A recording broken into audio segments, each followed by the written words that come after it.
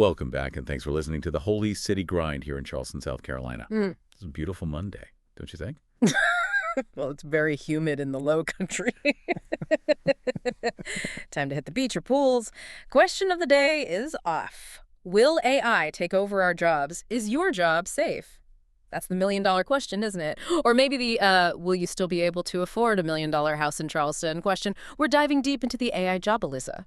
Or maybe AI Jobalooza of 2025 and beyond. We've wrestled a whole stack of fresh reports and, brain scratchings into submission for you today. Indeed. We've got Forbes laying out the potential AI hit list and the surprisingly resilient careers. The Keenan Institute has been pondering the widening skills gap likely caused by all of us suddenly needing to speak fluent robot.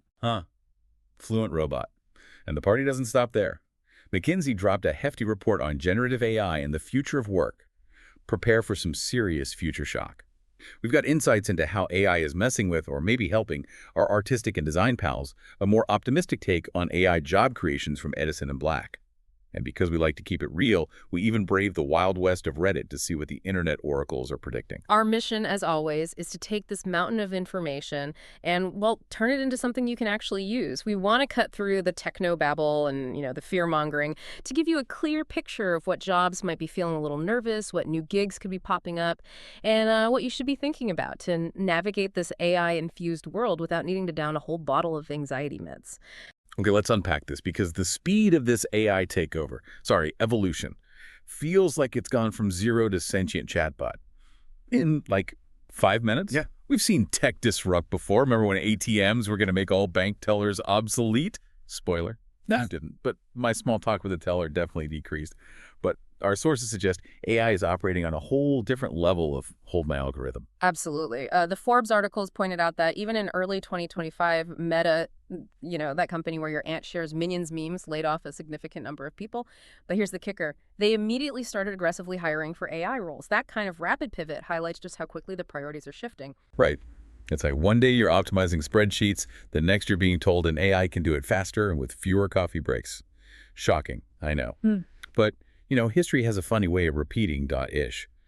Back in 2020, which feels like the Stone Age in AI years, the World Economic Forum actually predicted that while some 85 million jobs might vanish, a whopping 97 million new ones could appear, especially in the realm of data science and AI wrangling. So maybe it's not all robots versus humans in a Thunderdome for employment.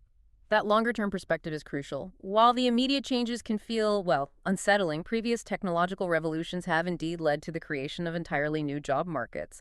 The big questions are the scale and speed of this AI-driven shift and whether those new opportunities will emerge quickly enough and be accessible to those whose jobs are affected. All right, let's get down to the nitty-gritty. Which jobs should be sleeping with one eye open in 2025, according to our sources?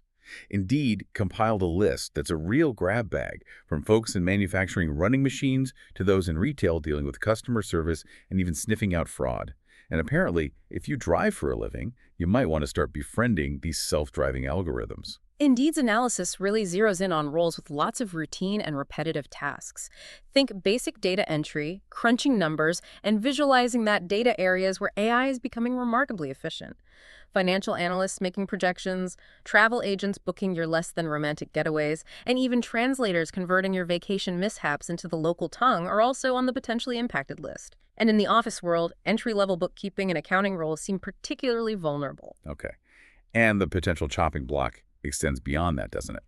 Forbes also threw proofreaders, so my typos might actually stick around, thank goodness, paralegals, and even graphic designers into the might need a career pivot category, which, as someone who dabbles in questionable Photoshop skills, hits close to home.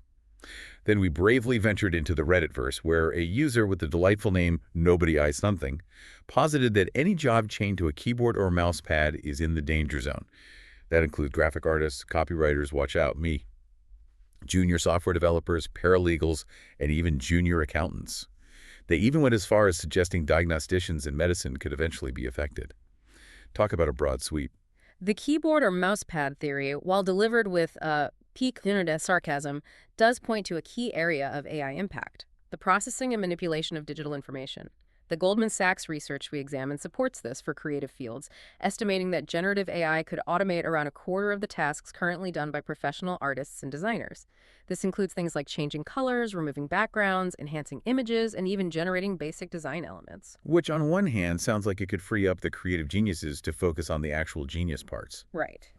Potentially, yes. But on the other hand, if an AI can spit out a decent logo while I'm still trying to choose the right font, what happens to the junior designers trying to pay their rent?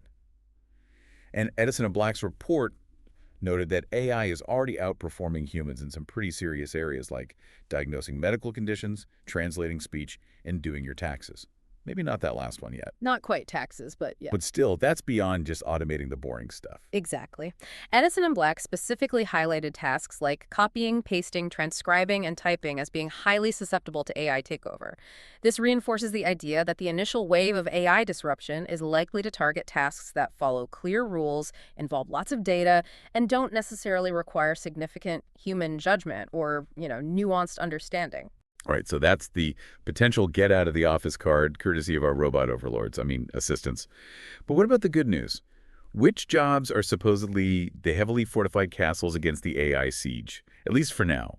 It seems like anyone designing the AI, the machine learning engineers, the data scientists, the cybersecurity wizards, are probably sleeping soundly. Precisely. The Forbes articles made a clear distinction between AI jobs, those involved in creating and maintaining AI systems, and AI-powered jobs, those where humans and AI work together. The former are, well, by their very nature, resistant to being automated out of existence. For now. Right, for now. And this AI-powered category is surprisingly diverse, isn't it? Registered nurses, choreographers didn't see those dance moves coming. Paramedics, mental health counselors, teachers at all levels, civil engineers, even surgeons.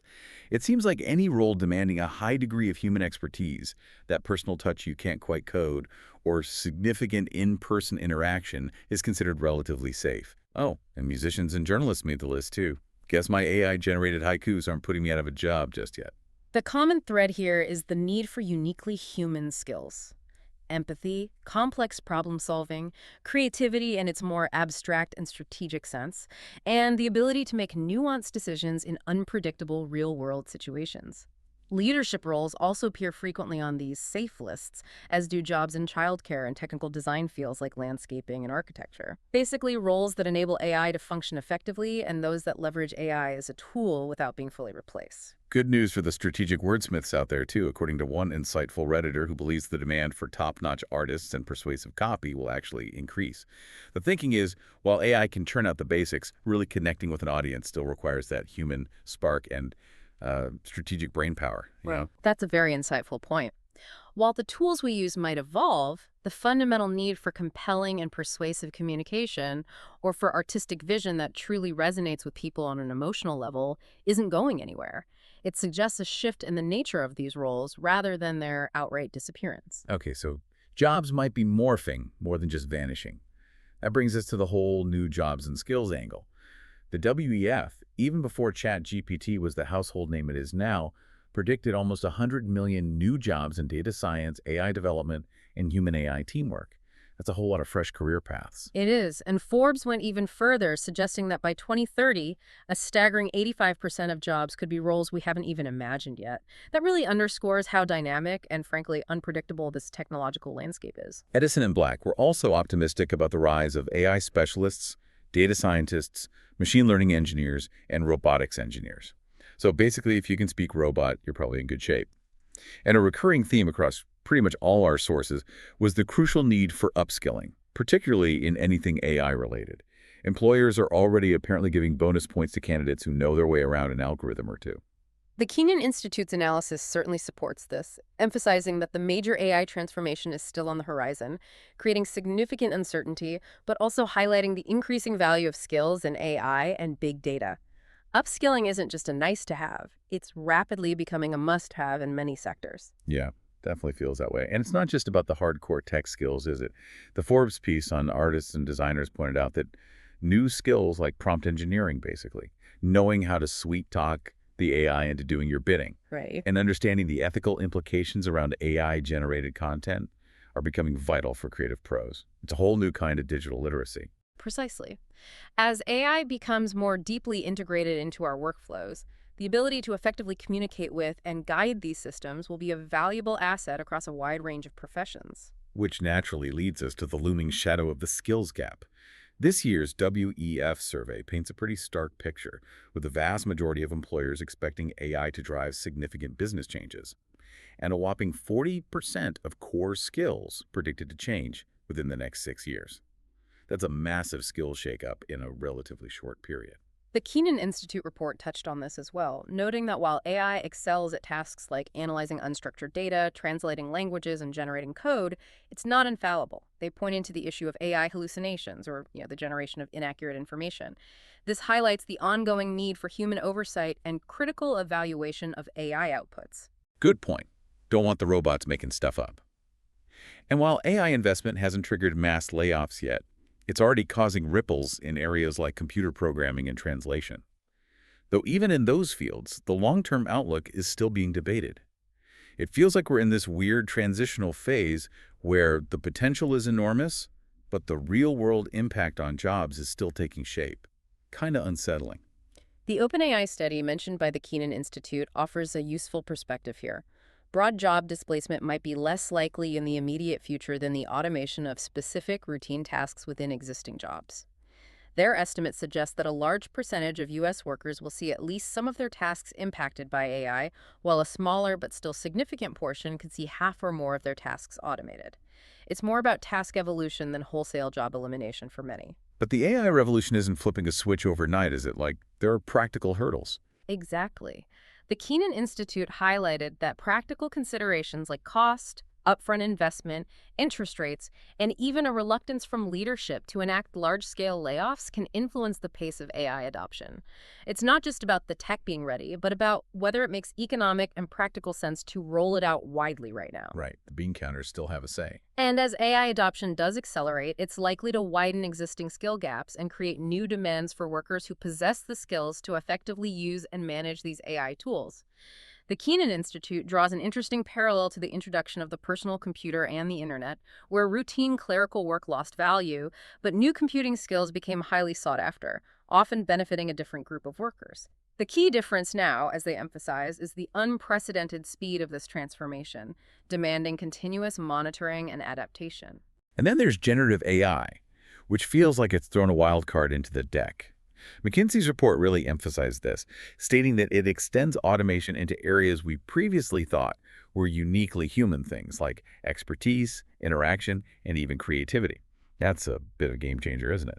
McKinsey's analysis suggests that with generative AI, automation could potentially impact nearly 30% of work hours by 2030, a significant increase from the roughly 21.5% estimated without it.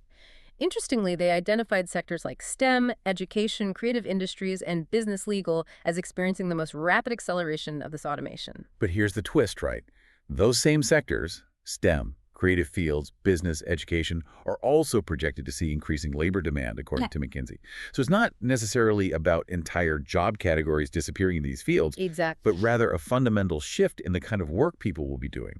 The mix of tasks is changing dramatically. Precisely. And McKinsey also reminds us that automation isn't the only factor reshaping the labor market. Government investments in areas like climate and infrastructure, along with broader societal shifts like an aging population, tech growth, e-commerce, they're all playing a role. We're seeing growth in healthcare, STEM, and transportation, while roles in office support, customer service, and food services are projected to decline. They estimate that we might need an additional 12 million occupational transitions by 2030. 12 million career changes. Wow. That's a lot of LinkedIn profile updates. And McKinsey's findings suggest that those in lower wage jobs are significantly more likely to need to make these transitions, which raises some important questions about economic equity and access to retraining. On a more positive note, they do see generative AI as having the potential to boost overall U.S. labor productivity. So maybe it's about working smarter, not just fewer of us working. That's the optimistic outlook. However, realizing that potential productivity gain will depend heavily on how effectively we manage these workforce transitions and ensure that workers have access to the necessary education and support to acquire new skills. Now let's loop back to the artists and designers for a second. The Forbes piece painted a picture of their roles evolving, with less emphasis on the purely technical execution that AI can now handle, and more on the creative vision, the conceptualization, and that critical thinking aspect. It's about guiding the AI, not just being replaced by it. The article highlighted that new skill sets will become increasingly important, including, as we mentioned, prompt engineering learning to speak the AI's language, but also a deep understanding of how AI can be used as a tool to enhance creativity. And it could actually unlock some pretty cool new creative avenues, right? Like AI helping to break through creative blocks, allowing artists to experiment with different styles and ideas more easily, or even providing a kind of instant feedback loop.